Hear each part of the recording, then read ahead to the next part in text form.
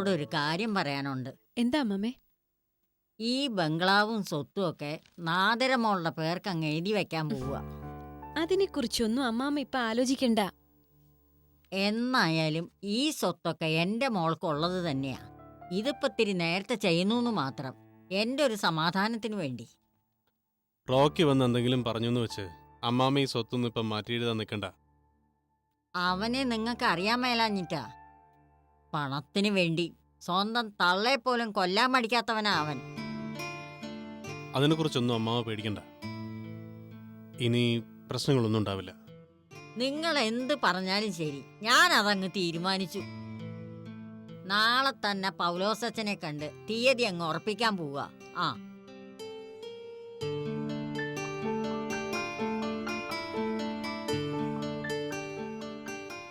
നീ അമ്മാമ്മയെ കാര്യങ്ങൾ പറഞ്ഞ് മനസ്സിലാക്കണം. സ്വത്ത് ആഗ്രഹിച്ചല്ല, സ്വസ്ഥത ആഗ്രഹിച്ചു വന്നവരാ നമ്മൾ.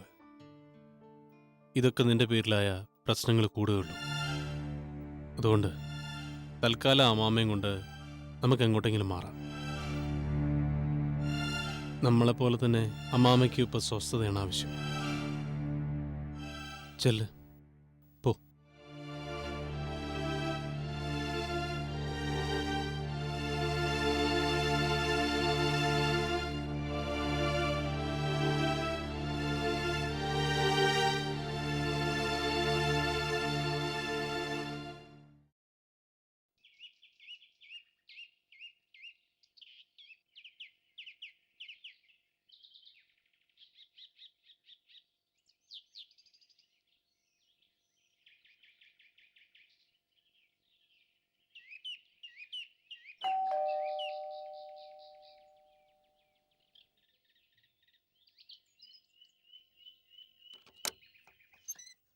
ആഹാ, ജയമോളായിരുന്നോ?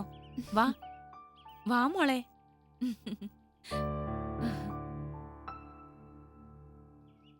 എനിക്ക് അങ്കിളിനെ ഒന്ന്. മോളിരിക്കെ, ഞാൻ ആ സ്റ്റൗ ഒന്ന് ഓഫ് ചെയ്തിട്ട് വരാം. ഇരിക്കെ.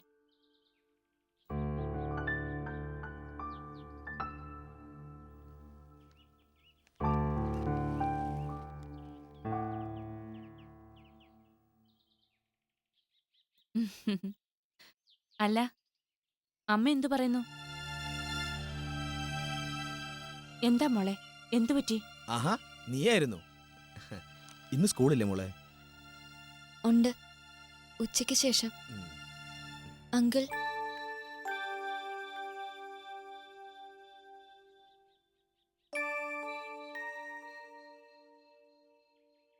എന്താ മോളെ? എനിക്ക് എന്റെ അച്ഛനെ ഒന്ന് കാണണം. അങ്കിളിന് മാത്രമേ അറിയൂ എന്റെ അച്ഛൻ എവിടെയാണെന്ന്. അങ്കിൾ എന്നെ സഹായിച്ചേ പറ്റൂ. അത് അങ്കിളിന് അങ്ങനെ കൃത്യമായിട്ടൊന്നും കൊച്ചിയിലിവിടെ ഉണ്ടെന്നല്ലാതെ. വേണ്ട, ഇനി എന്നെ പറ്റിക്കാൻ നോക്കണ്ട. അച്ഛനെ കുറിച്ച് ചോദിക്കുമ്പോഴെല്ലാം കുട്ടിക്കാലം മുതലേ ഓരോ കഥകൾ പറഞ്ഞ് നിങ്ങളൊക്കെ എന്നെ വിശ്വസിപ്പിച്ചു. ഇപ്പൊ കാണാവുന്ന ദൂരത്ത് എന്റെ അച്ഛനുണ്ടെന്ന് അറിഞ്ഞിട്ടും. മോള് അങ്കിള് പറയുന്നതൊന്ന് ശ്രദ്ധിച്ച് കേൾക്കണം. അച്ഛനെ ചെന്ന് കാണുക എന്ന് പറഞ്ഞാൽ അതത്ര എളുപ്പമുള്ള കാര്യമല്ല. മോള് ഒരിക്കലും കണ്ടിട്ടില്ലാത്ത ജയദേവൻ എന്ന അച്ഛനല്ല. ഇപ്പോൾ അയാള് ലോകം മുഴുവൻ ആരാധകരുള്ള JD എന്ന എഴുത്തുകാരനാണ്. പോരാത്തതിന് അയാൾക്കിപ്പം മറ്റൊരു ഭാര്യയുമുണ്ട്.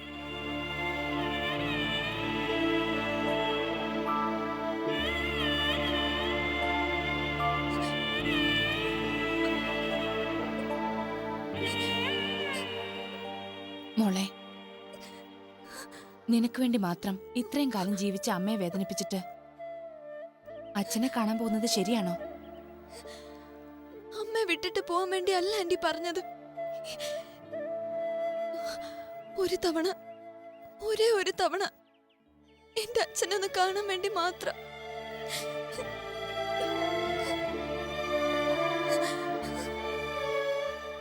അതിന് നിങ്ങൾ ആരെ സഹായിച്ചില്ലെങ്കിലും ഞാൻ കാണും.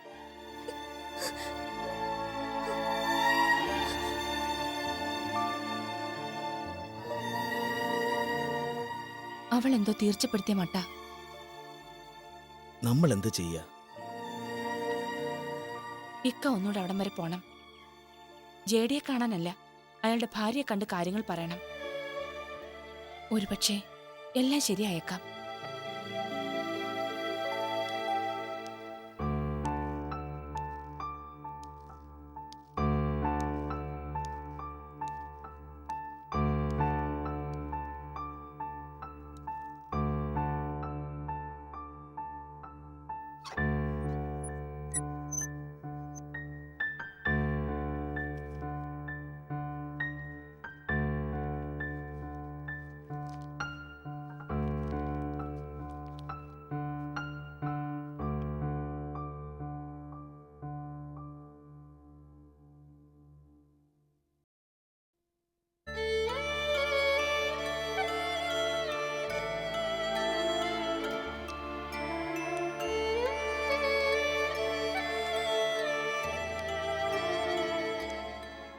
ജയ, പുസ്തകം കിട്ടിയോ? എവിടെ?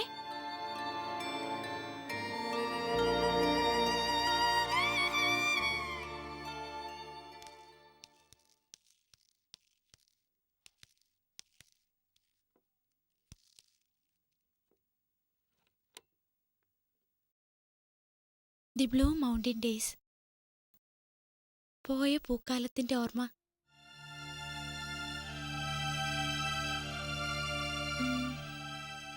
JD, Daily News Reporter, Indo-Anglian novelist, won PEN International Award for his first novel, The Scent of Blood. ഒരർത്ഥത്തിൽ നീ ഭാഗ്യവതിയാ. ലോകം മുഴുവൻ അറിയപ്പെടുന്ന ഒരു എഴുത്തുകാരന്റെ മകളായി ജനിച്ചില്ലേ? ശരിയാ. പക്ഷേ ആ ഭാഗ്യവതിയായ മകൾക്ക് ഒരിക്കൽ പോലും അവളുടെ അച്ഛനൊന്ന് കാണാൻ കഴിഞ്ഞിട്ടില്ല.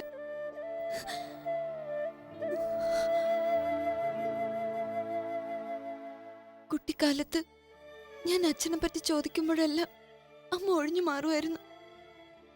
പിന്നെ പിന്നെ അമ്മ ഓരോ നുണക്കഥകൾ പറഞ്ഞ് എന്നെ വിശ്വസിപ്പിച്ചു.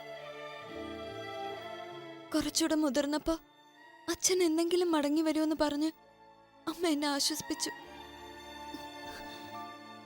അച്ഛന്റെ വരവിനായി അമ്മയെപ്പോലെ ഞാനും പ്രാർത്ഥിക്കാൻ തുടങ്ങി. പതുക്കെ പതുക്കെ ഞാനും എല്ലാം മറക്കാൻ തുടങ്ങായിരുന്നു. അപ്പോഴാ അപ്രതീക്ഷിതമായി അച്ഛന്റെ ഈ വരവ്. മാത്യു സാർ എപ്പോഴും ക്ലാസ്സിൽ പറയാറില്ലേ, ജീവിതത്തിൽ പകുതി മാത്രമേ ദൈവം തരൂന്ന്, ബാക്കി പകുതി കണ്ടെത്താനുള്ള അന്വേഷണമാണ് നമ്മുടെ ഓരോരുത്തരുടെയും ജീവിതമെന്ന്. അന്വേഷിക്കാം. നിന്റെ അച്ഛനെ കുറിച്ച് നമുക്ക് അന്വേഷിക്കാം.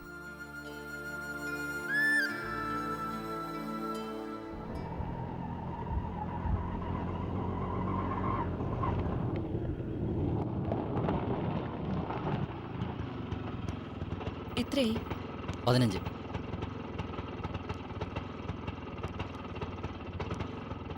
വാ മാമേ.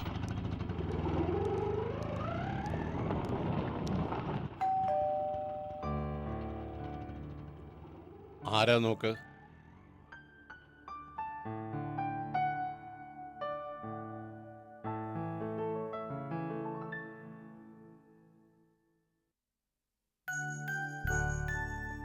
ആ, മറിയ എത്തിയല്ലോ. ഈശോ മിശിഹായ്ക്ക് സ്തുതിയായിരിക്കട്ടെ അച്ചോ. ഇപ്പോഴും എപ്പോഴും സുഖിയായിരിക്കട്ടെ. ഇരിക്കെ.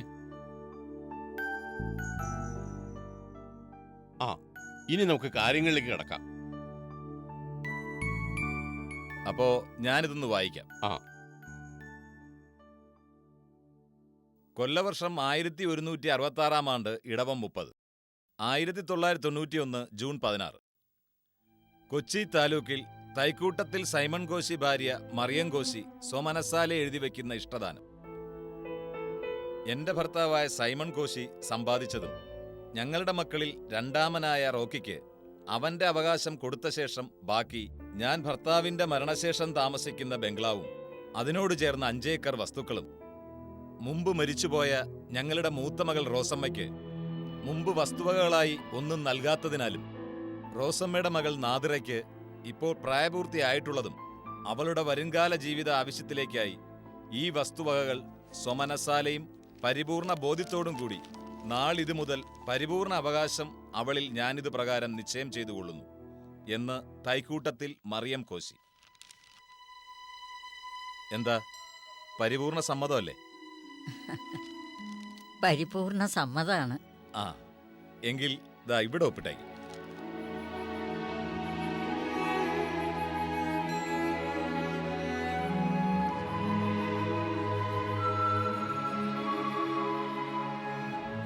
ആ, ദാ ഇവിടെ വിരലടയാളം.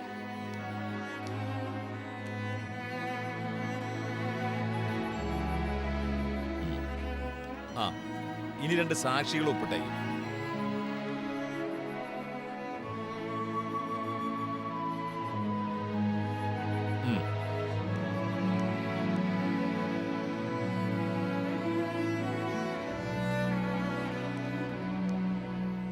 എന്താ മറിയമ്മേ, ഇപ്പൊ സമാധാനായില്ലേ?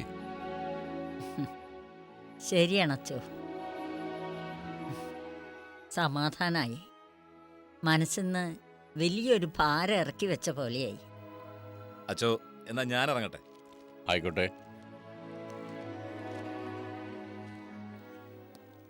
ശരി. നാദിറ, 1 മിനിറ്റ്. ഞാൻ പോരാ.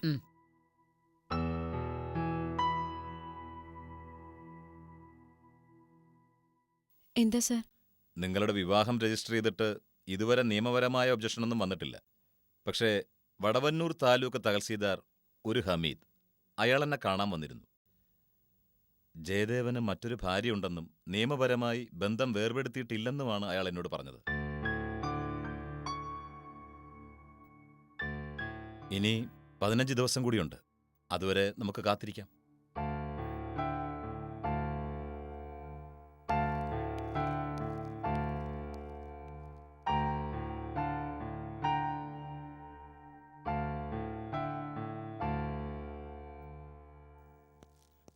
Sir please.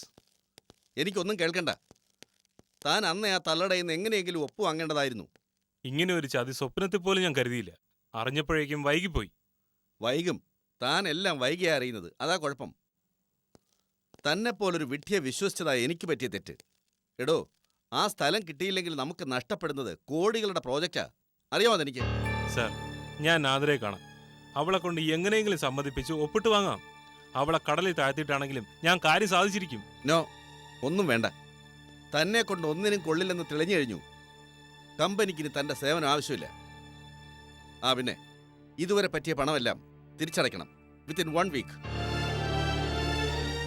സാർ, ഞാൻ തനിക്ക് പോവാം.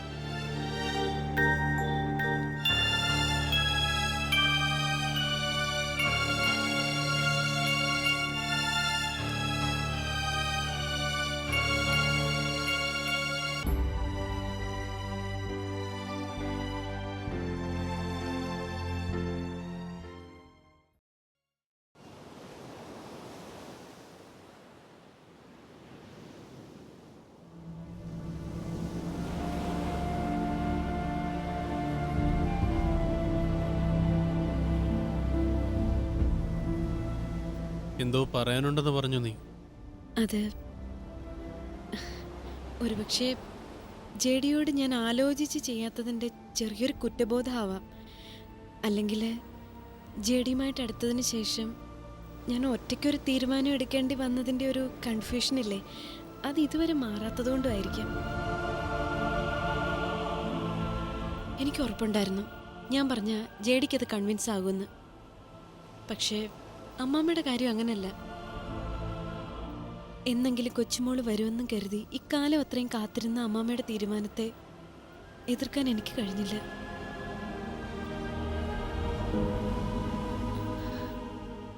അതുകൊണ്ടാ ജെഡി വരുന്നത് വരെ കാത്തിരിക്കാതെ ഞങ്ങൾ പൗലോസച്ചനെ കാണാൻ പോയതും ബംഗ്ലാവ് എൻ്റെ പേരിൽ രജിസ്റ്റർ ചെയ്തതും.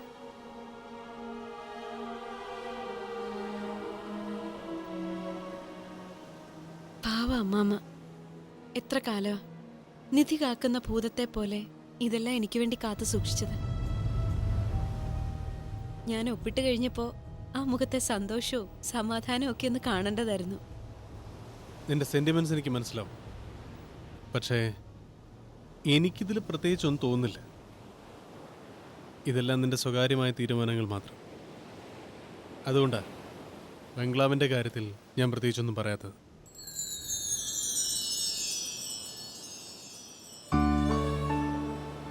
ഹൈദരാബാദിൽ നിന്ന് വരുമ്പോൾ ഇതൊന്നും ആയിരുന്നില്ല നമ്മുടെ ലക്ഷ്യം. ഒരു താൽക്കാലിക ഷെൽട്ടർ. പക്ഷേ എന്നത്തെയും പോലെ ഇവിടെ വന്നപ്പോൾ ആകസ്മികമായ സംഭവങ്ങൾ നമ്മുടെ ജീവിതത്തിലുണ്ടാവുന്നു. അതിലെ ഏറ്റവും എംബാരസിങ് നിയമപ്രകാരമുള്ള നമ്മുടെ വിവാഹം.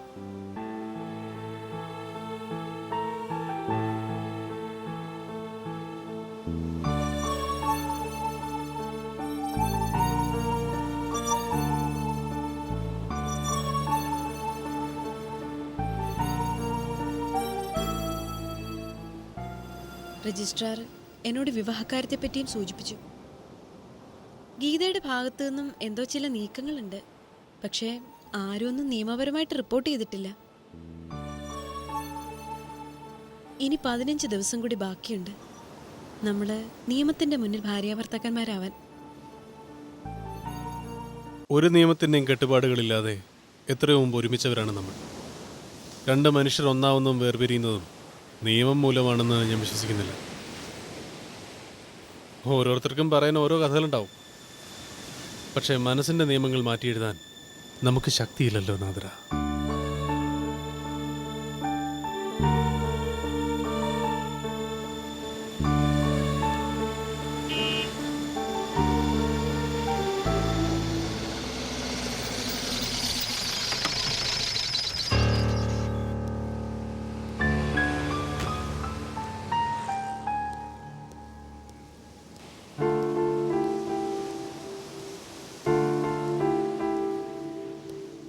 തൈക്കൂട്ടത്തിൽ മറിയം കോശിയുടെ കൊച്ചുമകൾ നാദിറ, ഹസ്ബൻഡ് ജേഡി അല്ലേ? I am Lawrence. ചെറിയൊരു ബിസിനസ്സുകാരനാണ്. ചെറുപ്പത്തിലെ കാര്യങ്ങൾ തുറന്നു പറയുന്നതാണ് എൻ്റെ ഒരു പ്രകൃതം. ഇന്നലെ വരെ ഞാൻ മറിയം കോശിയോട് ആവശ്യപ്പെട്ടിരുന്നത് ഇപ്പം ഞാൻ നാദിറയോട് ആവശ്യപ്പെടുകയാണ്. ആ ബംഗ്ലാവ് എനിക്ക് തരണം. ഓഹോ, അപ്പോ നിങ്ങളായിരുന്നു അല്ലേ റോക്കിയങ്കിളുടെ പിന്നില്? കുട്ടി എന്നെ തെറ്റിദ്ധരിച്ചിരിക്കുകയാണെന്ന് തോന്നുന്നു. ഞാൻ എന്നെ ന്യായീകരിക്കുകയല്ല. എനിക്ക് ആ ബംഗ്ലാവ് ആവശ്യമായിരുന്നു. ഞാൻ അന്വേഷിച്ചപ്പോൾ അത് തൈക്കൂട്ടത്തിൽ മറിയം കോശിയുടേതാണെന്നും അവർക്കൊരു മകനുണ്ടെന്നും മനസ്സിലായി. മറിയത്തിന് ഏറെ പ്രായമായതുകൊണ്ട് ചെറുപ്പക്കാരുമായി ഡീൽ ചെയ്യാമെന്ന് ഞാൻ കരുതി. മറിയത്തിൻ്റെ ബംഗ്ലാവിന് വേണ്ടി അവരുടെ മകനെ അല്ലാതെ വേറെ ആരെയാണ് ഞാൻ സമീപിക്കുക? ഇതിൻ്റെ പേരിൽ അയാൾ എന്നിൽ നിന്ന് ഒരുപാട് പണം കൈപ്പറ്റുകയും ചെയ്തു. പക്ഷേ വളരെ വൈകിയാണ് ഞാൻ അറിഞ്ഞത് അയാൾ ഇടപെട്ട രീതികൾ, അയാളുടെ ഭീഷണി, മറിയയ്ക്ക് അയാളോടുള്ള വെറുപ്പ്. ആ നിമിഷം തന്നെ ഞാൻ അയാളെ ഒഴിവാക്കി.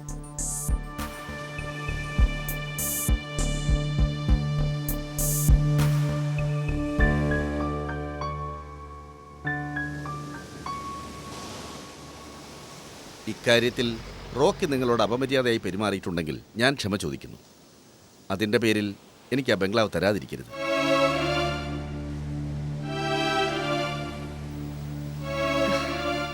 ആ ബംഗ്ലാവ് ഞാൻ വിൽക്കാൻ ഉദ്ദേശിച്ചിട്ടില്ല. അങ്ങനെ പെട്ടെന്നൊരു തീരുമാനത്തിൽ എത്തരുതെന്നാണ് എൻ്റെ അപേക്ഷ. നിങ്ങൾക്ക് ആര് തരുന്നതിലും കൂടുതൽ പണം ഞാൻ തരാം. അല്ലെങ്കിൽ ഈ പട്ടണത്തിൻ്റെ ഹൃദയഭാഗത്ത് നിങ്ങൾ ആവശ്യപ്പെടുന്ന രീതിയിൽ ഒരു ഫ്ലാറ്റ് ഞാൻ ഓഫർ ചെയ്യുന്നു. അത് എൻ്റെ മമ്മിയുടെയും ഗ്രാൻഡ് പേയുടെയും ഓർമ്മകൾ ഉറങ്ങുന്ന വീടാ. അത് ഉപേക്ഷിച്ചു പോകാൻ അമ്മാമ്മയ്ക്ക് കഴിയില്ല. വിൽക്കാൻ എനിക്കും. വരാൻ പോകുന്ന കൊച്ചിയുടെ വികസനം കുട്ടിയുടെ ചില വൈകാരിക ബന്ധങ്ങൾ മൂലം നഷ്ടമാവരുത്. ഞങ്ങളുടെ പ്രോജക്റ്റിന് ഏറ്റവും അനുയോജ്യമായ പ്ലേസാണത്. നാദിറ വെറുമൊരു വിൽപ്പന നടത്തുകയല്ല, ഹൈടെക് സിറ്റി ആകുന്നതിൻ്റെ ഡെവലപ്മെൻറ്റ്സിലൂടെ ഒരു കണ്ണിയാവുകയാണ് ചെയ്യുന്നത്.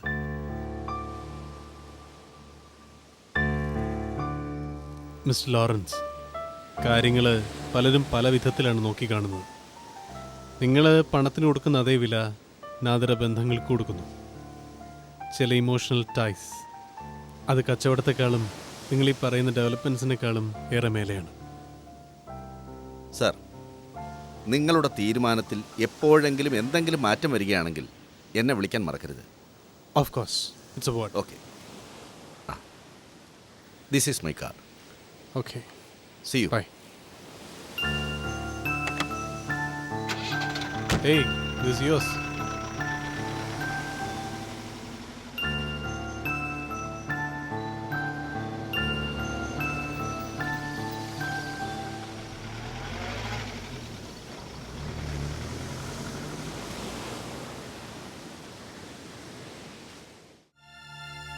ജയന്തി മോള് ഇവിടെയും വന്നിരുന്നു.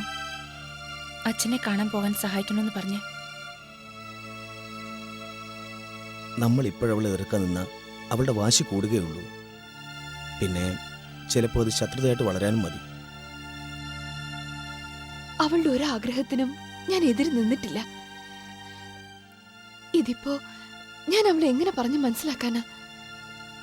പറഞ്ഞു മനസ്സിലാക്കേണ്ട പ്രായമൊന്നും അല്ലല്ലോ ഗീതേ. പിന്നെ നമുക്കവളെ എന്തിന്റെ പേര് പറഞ്ഞ തടയാൻ കഴിയാ?